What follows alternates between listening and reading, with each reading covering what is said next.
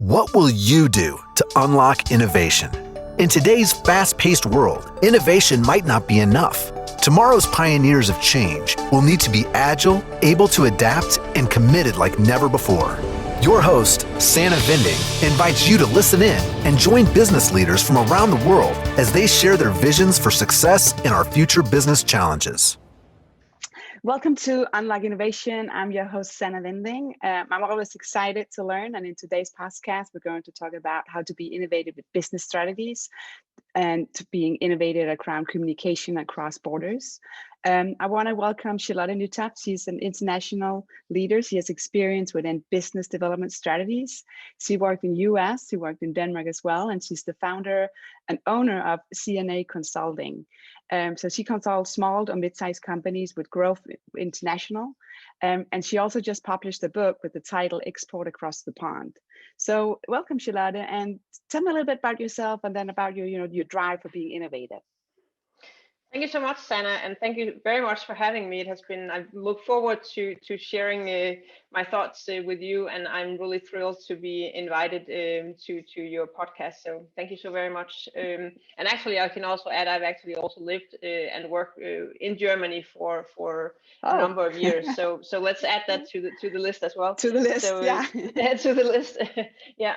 I think I had a really exciting job career start. I was invited to join a working group on digitalization in the very early days as I started one of my first jobs, and I was put on the task force to actually transform a sales department and digitalize the sales department from these customer cue cards and quotations that was written by hand into the cards every day, and I was working in the digitalization of that whole sales department, and I think that sparked my curiosity of how you can actually digitalize your business and always strive to see how you can take something you're doing manually and see how we can turn it around. And also the absolute strive to say, okay, we have this data once, how can we utilize this across you can say the business functions throughout the whole organization. And I think that really sparked my interest way back when in 1980, whatever, when I started this particular company. Yeah. And I'm so thankful that I had the opportunity. So I think that actually sparked the interest for you can say digitalization. Before that was even a word, but yeah. Simply striving to do things in a more efficient way and utilize the information you already have throughout the organization. Okay. So yeah. So what's the if you're looking at what have changed, right, and it's also evolving. What are some of the challenges that you see, and now when you're going in and supporting or actually consulting with small and mid-sized companies, what is some of where they fall through, right? Where is it that they're like, oh, they all have to do some lessons learned, where is it you can bring to the next level? What is it that you see? I think some of the challenges the companies that I work with they have is simply to actually coordinate, really go back to what I learned way back when and actually put that into today's context and say, how can we utilize the data across our business? Because we have we have a sort of silos within our organizations, and we don't really utilize today. We don't really utilize in the small business communities that I work with here in Denmark. We don't use the data we have across the business. We sort of have data in the organization, in, for instance, the production department, and then in the sales department, and then the finance department. But it isn't really coherent, coordinated, and utilized across the organization. And I think that is one of our biggest challenges. And then also working with the European companies entering into the United States. Now we are sitting on a 9-hour time difference, and that is really hard to do in an everyday working environment. And I think a lot of the companies that I work with, they fail to actually take the leap and digitalize their communication with their customers, make sure that their customers and their partners are able to sort of use every data available in the company to find answers to the questions themselves, the digital FAQs, the chatbots, the way that customers and partners can actually get the first line of questions answered without having to wait 9 hours or to the next day to have the questions answered, because the company is way back in Europe on a completely different time zone. So I think that is one of the places where the companies that I work with and I meet, that they are failing to actually so it's the technology. invest. You can actually, the technology, you can, if they use some of these technology, can bring them to the next level and get ahead and get ahead of, or being innovative and get ahead of the game if they start to implement these. Okay. You know, I've seen examples of partnership between Danish businesses and American partners that have failed simply because the response time was too slow. If you, as a European company, need to prosper on the US market, you really need to be answering questions at a pace, at such a fast pace, with such an impatience that a lot of people, a lot of companies are overwhelmed and are actually surprised with the impatience that they're met with from US partners. And I've seen a relationship fall apart simply because the American partner wasn't willing to wait for days to actually have answers to simple questions, and they simply said, we can't be your sales partner in the United States with the hesitation there is in answering. And what a shame that is. First, you use so much effort to find a partner, use so much effort to understand the market, and then you fail just because you're not able to actually get the communication that is probably even readily available to your partner with a partner interface on your website, or having a substantial digital platform that your partner can actually use. That's such a shame. I mean, I'm crying every time I see this, but I'm sitting here saying, what did they do 30 years ago, right? Look at how much, or just 20 years ago, with all the technology and how you connect and how you can answer. But maybe the dark side is that you are online all the time, or you can be. So maybe that's the expectation from customers as well, or from businesses, that they want answers and they want them now because they used to have you online all the time. Exactly. And I think what is also just in the context of specifically Danish businesses toward United States businesses, because what I see is that, for instance, in Denmark, we hear all the time we are the world's most digitalized country, and we're ahead of this and ahead of that in digitalization. The challenge is that is the communication between government and its citizens and business owners. That's digital. That goes completely smooth. That is not like United States, where everything is a little bit more, old-fashioned. Yeah. So I think we mistakenly think or tell ourselves that we are so digitalized, we're the most digitalized country in the world, but not in the business level. In the business level, compared to United States, it's quite the opposite. You have businesses utilizing the digital platforms way more than we do in Denmark, and have much more integrated systems across all business units, and are way ahead of Denmark. But in the communication between the government and the authorities to business owners and citizens is a completely different story. So it's just like this 180 degrees different viewpoints. So that takes me to the next one I want to ask you about, because that's maybe also culture, right? How do you see the culture differences with Europe and North America? What's there, and how does that affect how we communicate? Is that part of that? How everything has been like history and where we are today? I think there is now with the past. What did we agree on? 316 days and counting of living in this bubble. I think, but also before, obviously, the European way of communicating is we take pride in communicating, the one-to-one, saying, I can't sell one single thing before I have talked to the person on the other end. I mean, our products are really unique. We're so specialized. We take pride in not doing anything standardized, and that actually sometimes is a pitfall, because if you don't dare to do anything standardized, it's also super difficult to actually make a really clear message to your audience. So I think we fail to actually bring that communication forward.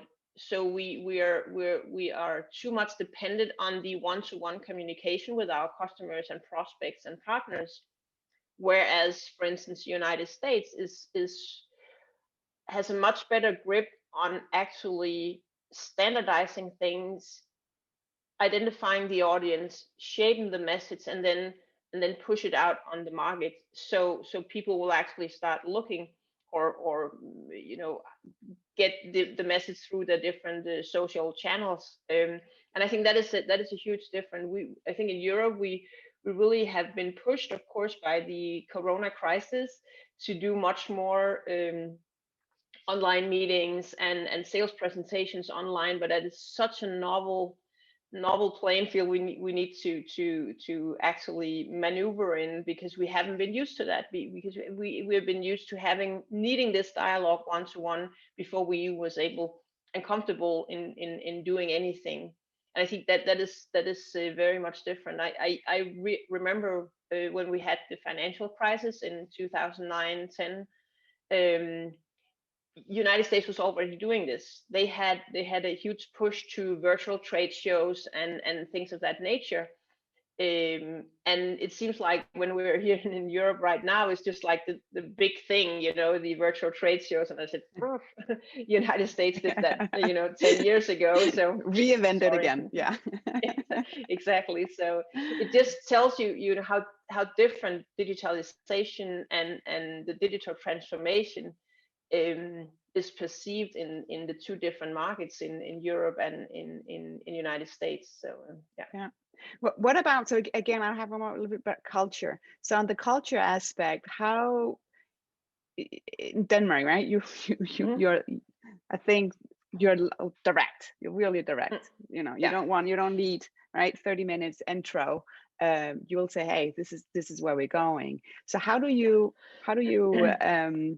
when you're consulting, how do you help that with the culture aspect, with the American culture and the Danish culture or the European culture, that how you communicate and how, upfront are you or not upfront? How do you consult on that part? So I use a great deal of my time to actually tell the companies I work with that they really need to change their messaging. They need to really embrace the relationship building attitude in their communication, and also in their for instance, way back when we were able to attend trade shows and things of that nature, you really need to schedule time to actually really build your relationships. And you really need to understand your audience, and you need to really communicate with them, because in the United States things are really very much tied to who you know, and the relationship part, and things of that nature. You're not really able to the same extent that you're able in Denmark to also make cold calls and just, as you say, here I am and I want to sell you this. Do you want to buy it?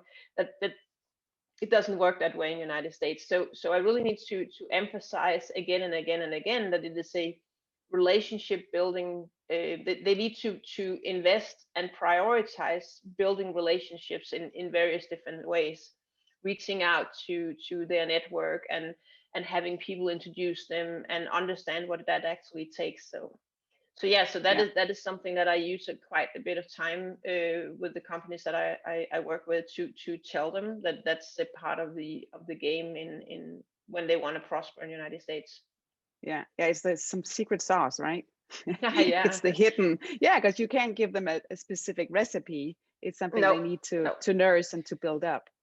Exactly, and it's also sort of a, you can say, but it's actually interesting because